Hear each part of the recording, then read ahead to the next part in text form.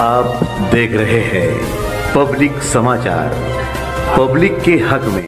विभागाच्या अंतर्गत मालेगाव उद्योगिनी महोत्सव 2025 या अभियानाची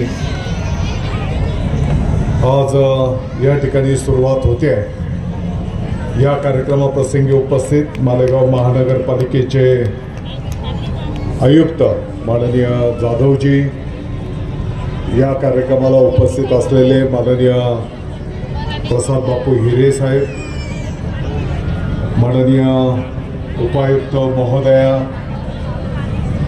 माननीय सुनीलजी चांगरे, संदीपजी अगोणे, कन्नौरजी, त्यांची संपूर्ण टीम, मोठ्या संख्येने उपस्थित असलेल्या माता भगिनी, विविध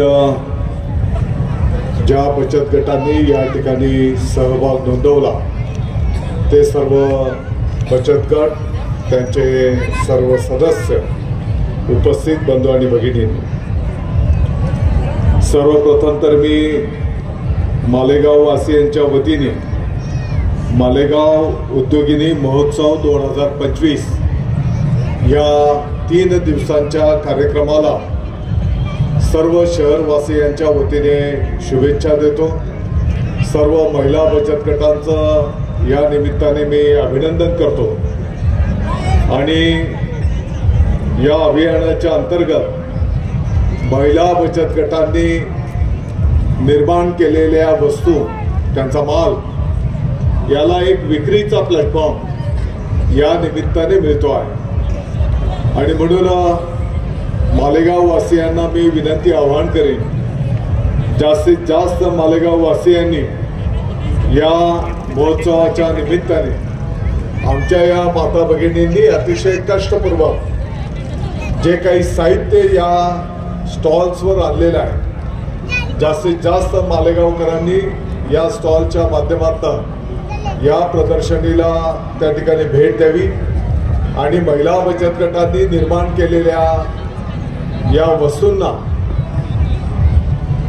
पैसे देऊन खरेदी करून सहकार्य करावं, अशा प्रकारचं मी मालेगाव वासियांना पण विनंती आवाहन करतो।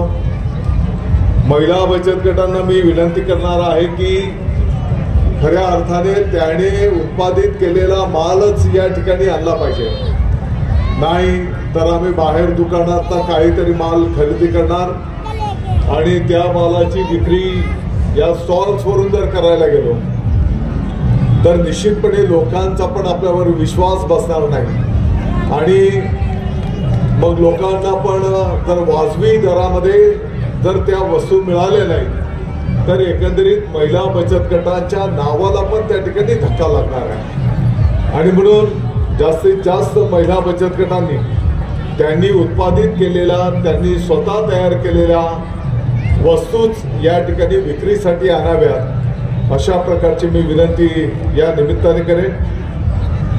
मला वाटतं की आज देवादिदेव महादेव महाशिवरात्र आणि भगवान वीर एकलव्य महाराजांची जयंती आहे। या निमित्ताने या शुभ दिवसाच्या मी आपल्या सर्वांना हार्दिक शुभेच्छा देतो।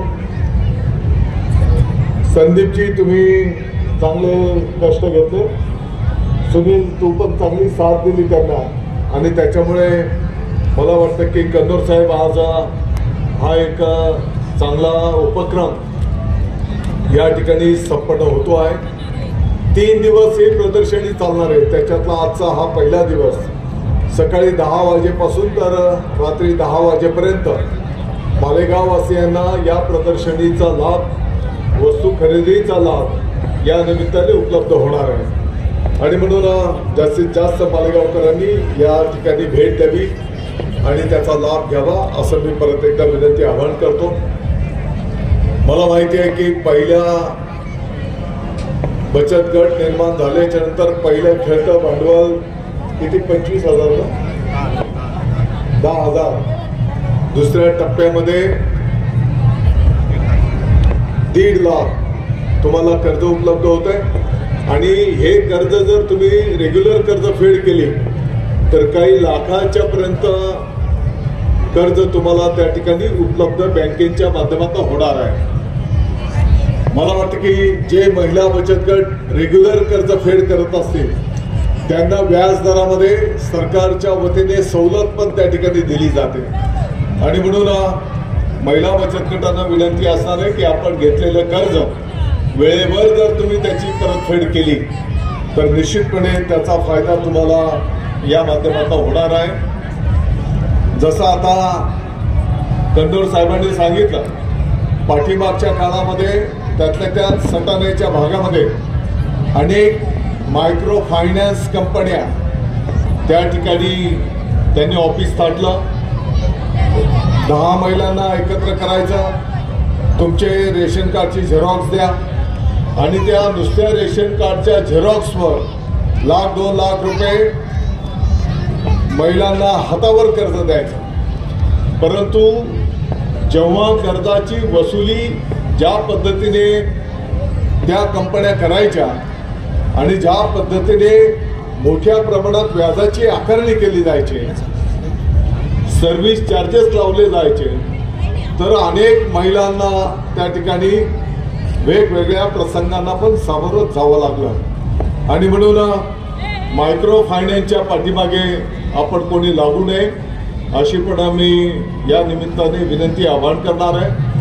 अनेक संसार उद्ध्वस्त होण्याचं काम या मायक्रो फायनान्सच्या माध्यमातून झालेलं पण आपण सगळ्यांनी ऐकलेलं आहे, बघितलेलं आहे. आणि म्हणून अशा कंपनींच्या नादी आपण लागू नका असं पण मी विनंती आवाहन करतो. 2 दिवस कदाचित पुढे पाठीमागे होईल, परंतु सर्व बँकर्सने सुद्धा अतिशय सकारात्मक दृष्टिकोन महिला बचत गटांना कर्ज देण्याच्या संदर्भामध्ये त्या ठिकाणी घेतलेला आहे. आणि म्हणून या बँकेतनं कर्ज घेतल्याच्या नंतर शासकीय व्याजदरानेच त्यांना त्या ठिकाणी तुमच्याकडनं व्याजाची आकारणी करता येते. आणि म्हणून बँकेतच आपण कर्ज त्या ठिकाणी घ्यावं अशी मी विनंती आवाहन करतो. मला वाटतं की वेळेचं भान ठेवतो. ऑलरेडी आपला कार्यक्रम हा उशिरा संपन्न होतो आहे आणि आज जसं मी सांगितलं भगवान वीर एकलव्य महाराजांची जयंती, अनेक ठिकाणी मिरवणुका आहेत. महाशिवरात्र असल्यामुळे अनेक मंदिरांमध्ये पण आपल्या सगळ्यांना दर्शनासाठी त्या ठिकाणी जायचं आहे. आणि म्हणून या निमित्ताने परत एकदा आपल्या सर्वांना मी धन्यवाद देतो, आपल्या सर्वांना शुभेच्छा देतो. देवाला प्रार्थना करेन की या सर्व माता भगिनींचं भावी आयुष्य सुख समृद्धीचं भरभराटीचं निरोगी जावं अशा प्रकारची प्रार्थना परमेश्वराच्या चरणी करतो. आणि लाडक्या बहिणींनी तर मोठ्या प्रमाणात आशीर्वाद या महायुतीच्या सरकारला त्या ठिकाणी दिलेले आहेत. आणि म्हणून येणाऱ्या काळामध्ये पूर्वीच्या काळातले जे काही नियम होते त्याच नियमांच्या प्रमाणेच कदाचित त्याची अंमलबजावणी फक्त होऊ शकते.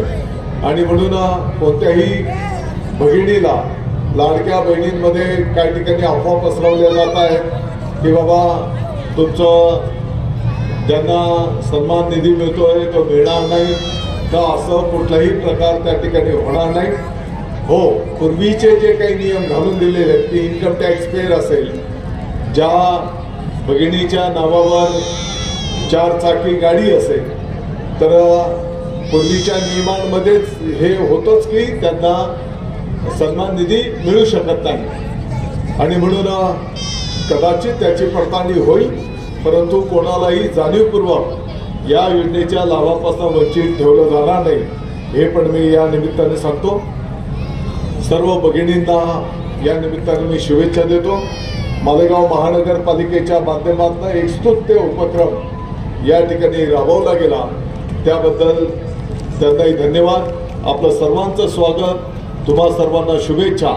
जय हिंद, जय महाराष्ट्र.